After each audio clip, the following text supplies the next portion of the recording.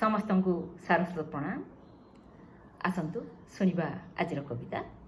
आज सारा विश्व कोरोना कबल कबलित।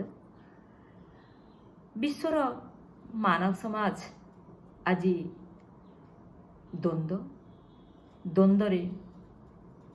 भविष्य तार कौन हम से ही भगवान ही कहींपारे। तेबे ये कोरोना मुकुलिबा निजे सचेतन हेबा, समस्त कोविड नियम पालन करवा, मास्क व्यवहार करवा, निजे सुरक्षित रहिबा, अन्य मानक मध्य सुरक्षित रखिबा।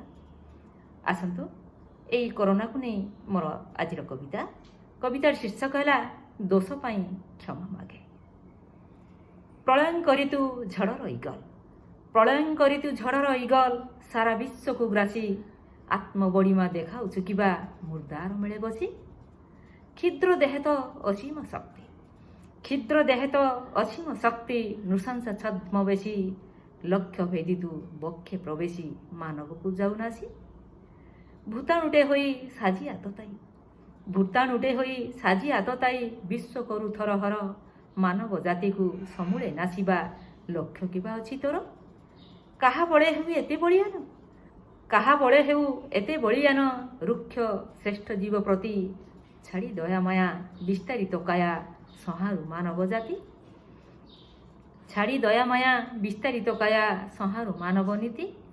क्यों दोषे बा मारुछु मानव, क्यों दोषे बा मारुछु मानव, रक्ते ता खेलु होली, साजी मूर्ता साजी दुर्दांत, निर्मम निष्ठुर स्नेह प्रेम प्रीति भूली।